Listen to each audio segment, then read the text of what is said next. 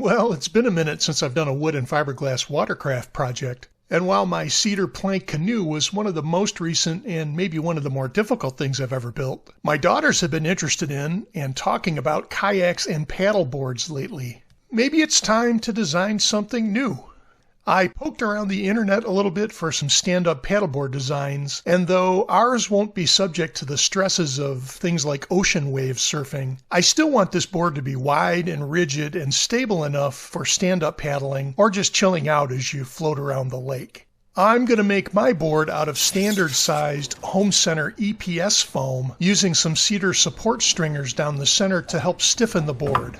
Overall, this design will be 96 inches or 244 centimeters long and about 32 inches or 81 centimeters wide. Your measurements and building materials might vary depending on where you live in the world, and I'll also share a link to some free drawings, a materials list, and some build steps at the end of this video.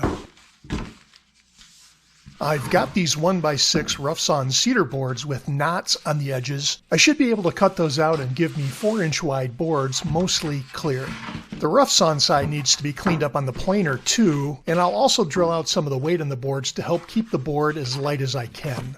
The starting weight of the two boards is 9 pounds 11 ounces or about 4.4 kilos.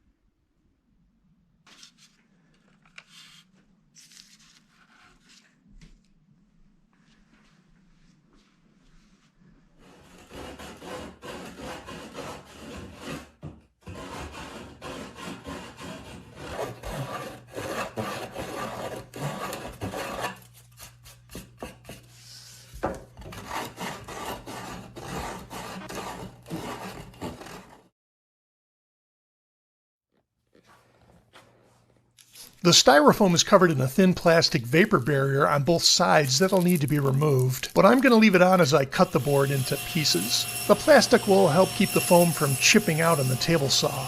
You could also use a long straight edge and a circular saw for these cuts.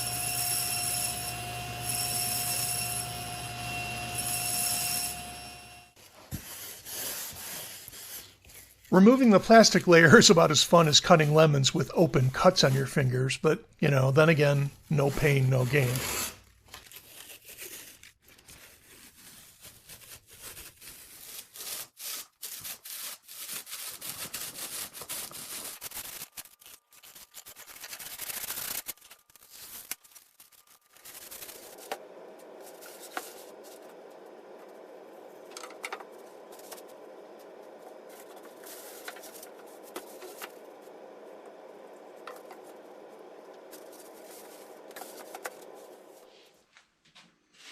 I've discovered that not all spray glues work really well with EPS foam. The home center guy recommended Gorilla brand because it said foam on the label, but you know, he wasn't the brightest bulb on the Christmas tree.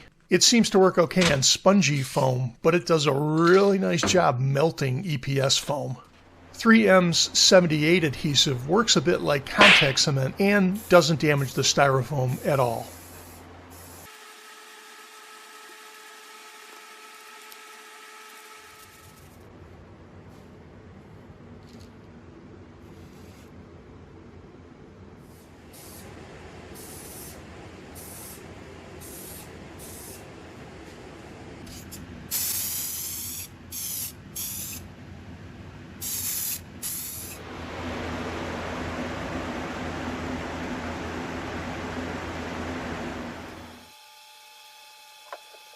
The 3M spray needs to dry a little first and then get tacky before sticking the foam together, and it really doesn't need any clamping, although I had to figure that out on my own.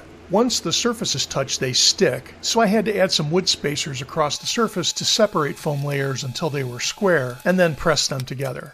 This is really great glue for EPS foam, but it's a little pricey.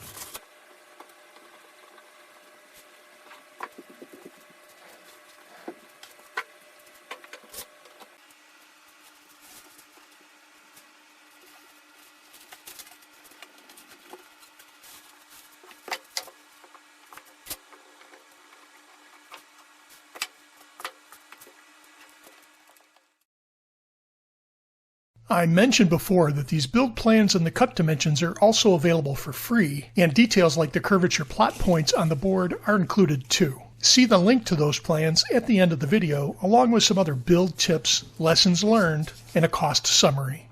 To help achieve a nice gradual and smooth curve between the measured points on the foam, I used a pretty bendy strip of Formica with weights helping to hold the curve in place until the shape started to look good.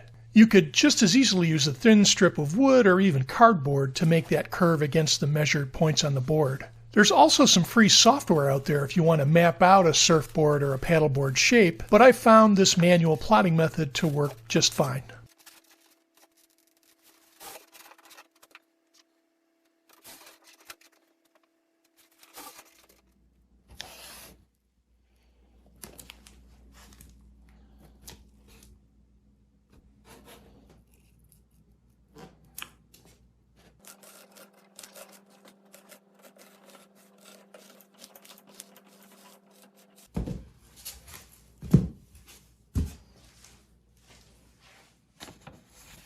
The back of the board will have a more gradual arc, leaving a wider flat end for more stability on the water. And with those points plotted out on the foam, it's time to start cutting. I've also made a few shaping and sanding tools to help me out. First, I made a little 1-inch drop gauge to help me mark up the edges of the board for cutting.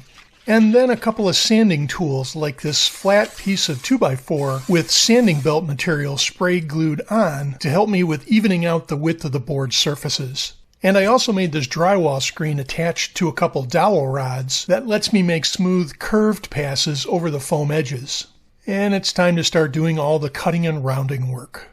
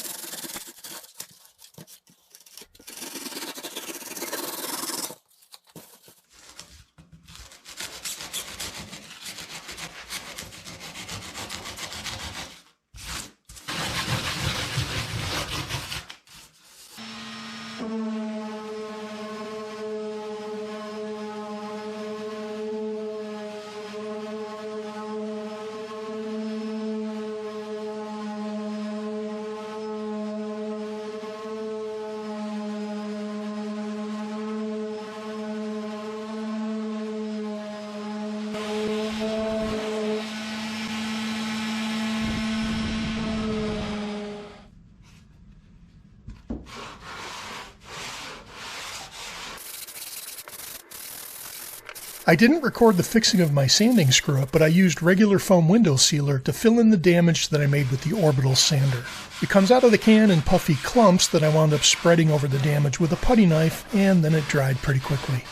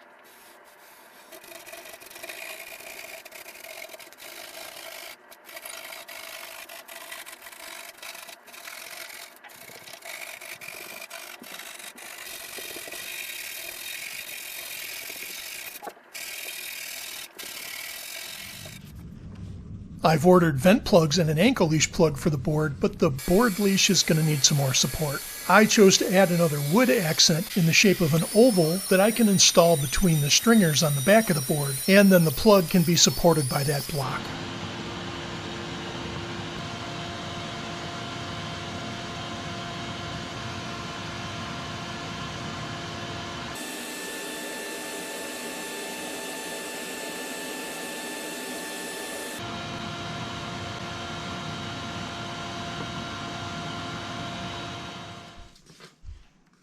Other board builders confirm that the use of latex paint works really well to stick to EPS foam and still allows the epoxy to adhere after painting.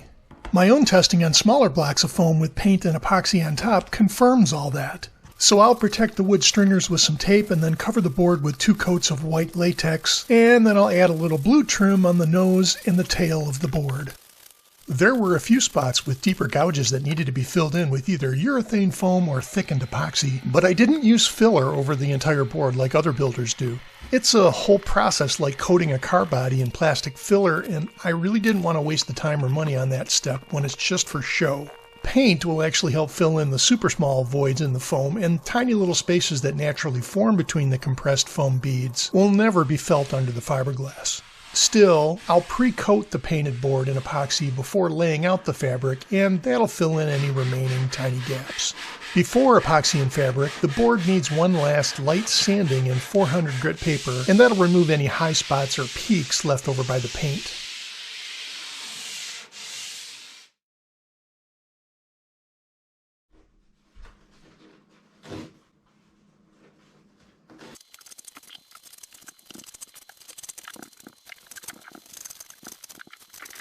I'll do the bottom first with epoxy and then fiberglass, making a series of angled relief cuts in the fabric so that the pieces wrap over the edge of the board without bunching up. I'll need to work fast because sometimes even these slow curing epoxies will turn to jelly in under an hour, so getting the fabric wetted out and translucent is the goal.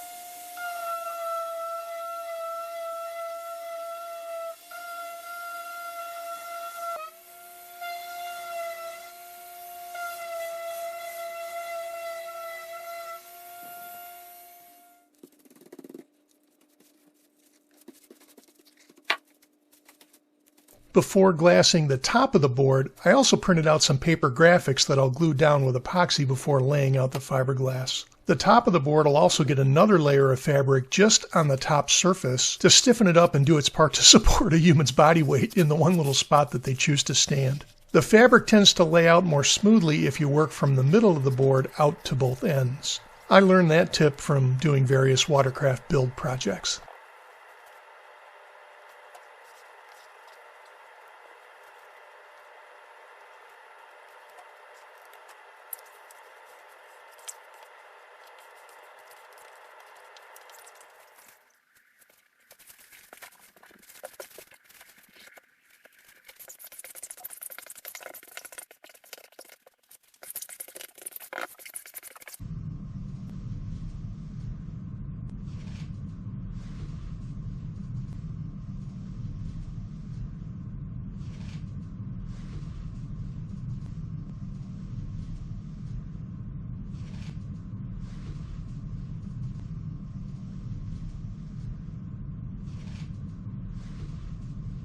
After the first coats of epoxy over fiberglass hardens, I needed to do some fine grit sanding on the edges and over both surfaces to smooth out any of those pointy little fiberglass edges or epoxy drips. I recommend wearing a full painter's bodysuit. They're not really all that expensive. A respirator and gloves too to protect you from the evils of fiberglass dust. It's really itchy and it's dangerous to your lungs. Take care against sanding too aggressively here so that you don't cut right through the fiberglass. Once the board is sanded smooth, it's ready for the finished top coats of epoxy.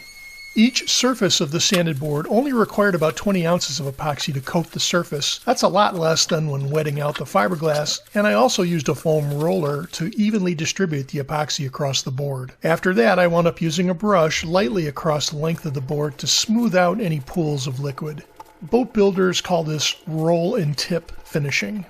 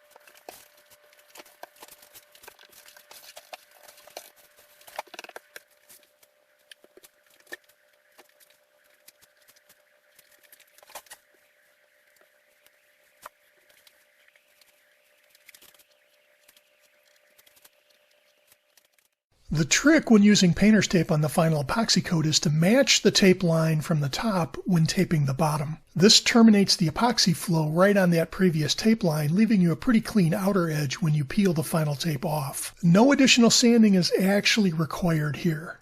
The tape does need to be peeled off at the point where the epoxy starts to turn to a jelly that won't drip anymore, but before it starts to completely harden. Marine epoxy brands will react a little differently. With my epoxy, the tape was ready to peel off in 6 hours. I really think you could treat the surface like a car paint job and wet sand the finish, followed by a polishing compound, but I think it looks pretty great as is. On the top of the board, I have a couple more steps to complete. I found this non-skid self-adhesive watercraft matting that I cut into a diamond pattern. It's the sort of stuff you see on the back platform of a Sea-Doo or a jet boat, and it'll make a fantastic grip mat on the board.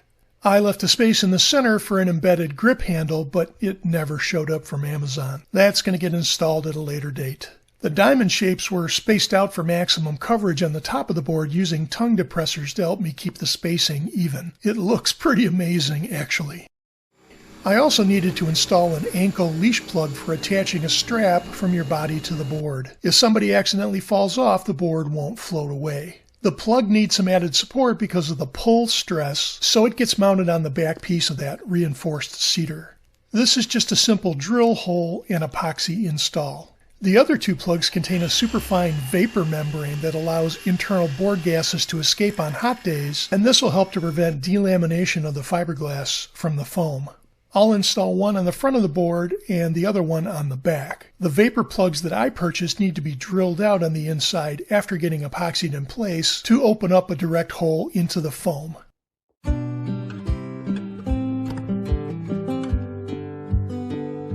I really like how this board turned out. It actually looks pretty close to the quirky little design drawing I did before the build. It also feels pretty stable on the water, though I clearly wasn't brave enough to try and stand on it. It's for my kids, nieces, nephews, and grandkids anyway. I won't read through all the tips and lessons learned here, so feel free to pause the video and take a peek. This can be a scary project, but if you take your time and you do all the prep before the epoxy steps, you'll enjoy big success with this project. The overall cost summary shows that a fiberglass and epoxy project like this does cost a few bucks, but it is infinitely cheaper than a retail fiberglass paddleboard at $1,200 to $2,400. It took me about 40 hours of actual work time, with lots of stops and starts to let paint dry or to vacuum the floor or wait for the epoxy to cure. I also mentioned earlier that there's free build specifications and a general plan available. You'll find those on thefamilywoodworker.com under the free stuff tab, or just click the direct link in the video description. Small channels like mine who make original content don't actually do really well in the new world of YouTube, so I truly appreciate you stopping by. We don't ask for memberships or donations, so giving us a thumbs up and subscribing to our channel means you're one of the coolest people on the face of the earth. Stay frosty.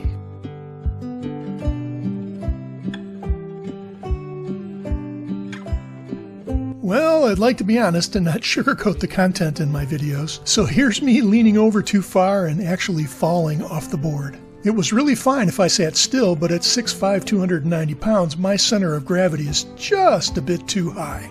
My kids will have better luck with the board for sure. As for me, I'm better off in the cedar canoe.